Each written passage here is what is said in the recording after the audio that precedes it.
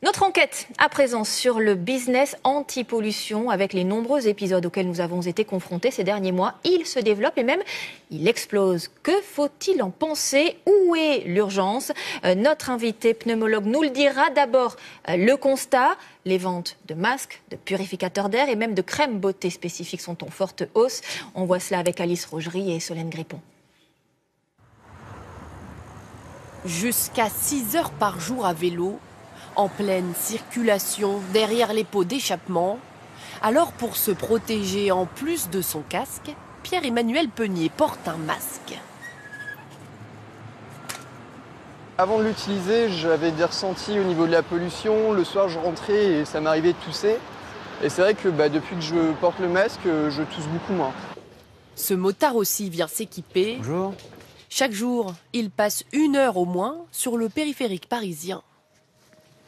Le filtre est intégré à l'intérieur. D'accord. Vous le changez avec le masque, ça tient 2 ans et demi, 3 ans. Je suis vraiment curieux de savoir les effets que ça peut avoir de filtrer justement les particules. Pour bloquer les polluants, 4 filtres à l'intérieur de ce masque, dont du charbon actif et des microfibres. Un concentré de technologie vendu 35 € pièce. Il y a vraiment un pic de consommation et qui n'a pas cessé depuis mi-décembre, le dernier pic de pollution. On a vendu à peu près 1500 masques en 2 mois. C'est ce qu'on a vendu en 3 ans sur la marque.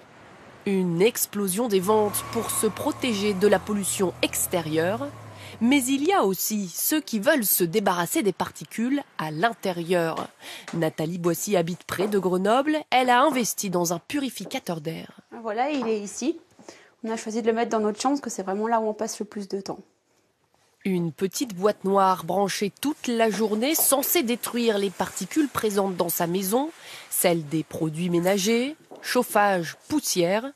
Depuis qu'elle a branché son purificateur, cette mère de famille l'assure, elle tousse beaucoup moins. Il y a vraiment 0 bruit. Après, ce qu'on sent, non, on voit rien, on sent rien. On sent juste une amélioration au niveau de sa santé. C'est ici, dans ce laboratoire universitaire à Chambéry, qu'a été conçu l'appareil. Donc température et humidité amont, aval. En partenariat avec les chercheurs, le créateur de la marque teste son purificateur d'air. Il place devant un pot rempli de fumée de cigarettes. Donc dans ce petit récipient, on a mis de la fumée de combustion et on va montrer que les particules de cette fumée sont abattues très rapidement par l'appareil. En quelques secondes, la fumée disparaît, mais ce n'est pas dû à la ventilation. Vous voyez sur la face avant des cônes. Au fond de ces cônes se trouvent des aiguilles.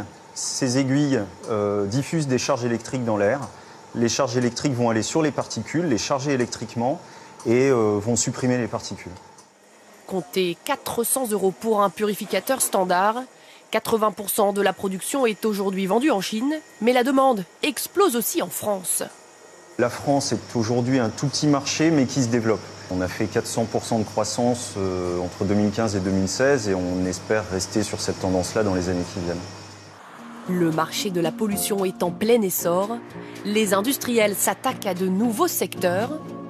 Le business anti-pollution va s'immiscer dans nos crèmes de jour avec des promesses toujours plus alléchantes. Les crèmes anti-pollution, on les trouve maintenant partout. L'offre est de plus en plus large, autant dans les laboratoires plutôt dermatologiques que dans les gammes plus cosméto. Mais sont-elles pour autant efficaces? Nous avons posé la question à cette dermatologue. Elle s'est penchée sur la composition de ces crèmes. Dans les ingrédients, je ne vois rien qui va me prouver une quelconque action anti-pollution. Ça va vous hydrater la peau. Il n'y a pas d'huile, donc ça ne va pas boucher les pores. Il y a une protection solaire, donc c'est une bonne crème. Mais moi, l'argument anti-pollution, pour moi, c'est du marketing. Pour l'instant, aucune étude scientifique n'est sortie sur ces crèmes anti-pollution. Il faut dire qu'elles ne représentent qu'1% seulement des produits de beauté commercialisés l'année dernière. Et avec nous pour aller plus loin sur ce sujet, la professeure de médecine Jocelyne Juste. Bonjour. Bonjour. Vous êtes pneumo-allergopédiatre, présidente de la Société française d'allergologie. Que pensez-vous d'abord de tout ce que l'on vient de voir? Ces crèmes, ces masques anti-pollution, ces purificateurs d'air. Est-ce que c'est sérieux, efficace? Non, c'est pas sérieux. Et puis il faut que le public sache que on doit pas aller vers je dois me protéger de la pollution, on doit aller vers moins de pollution. Et on doit être tous civiques par rapport à ça pour essayer de diminuer la pollution. Alors, il n'y a pas d'études scientifiques qui montrent l'efficacité de ce type de méthode sur les pathologies, sur la santé, les répercussions de la pollution sur la santé. Il n'y a pas d'études médicales. Ces dernières semaines, face aux épisodes de forte pollution auxquels nous avons été confrontés partout en France, vous avez eu des mots très forts. Vous êtes allé jusqu'à oser la comparaison avec le scandale de l'amiante. Quel point commun? Le point commun, c'est qu'on sait que la répercussion de la pollution sur la santé, on la connaît depuis 20, 30 ans. Oui. Et on commence seulement à en parler, et on en parle uniquement pendant les pics de pollution.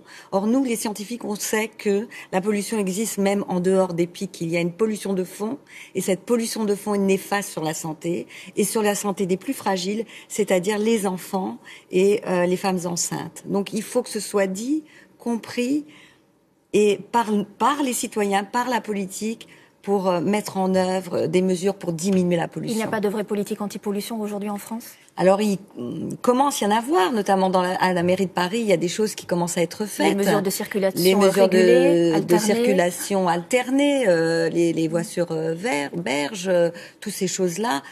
C'est, à mon sens, insuffisant, mais il faut que le public comprenne qu'il y a une répercussion sur la santé et qu'il faut accompagner ces mesures. Justement, parlez-nous de ces répercussions sur la santé. Parce que finalement, les conseils pour se protéger, on les connaît, on les a dit, on les a répétés.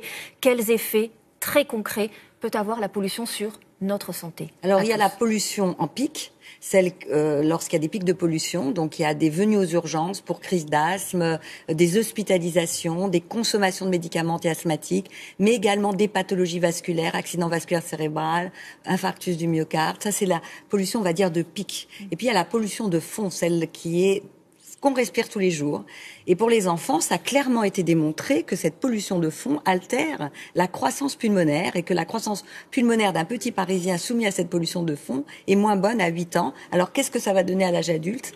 Et en plus, la pollution particulière a un effet immunogène, c'est-à-dire qu'elle va augmenter les maladies auto-immunes comme le diabète, mais également les maladies allergiques. Et on voit de plus en plus des allergiques sévères et des multi-allergiques en région parisienne.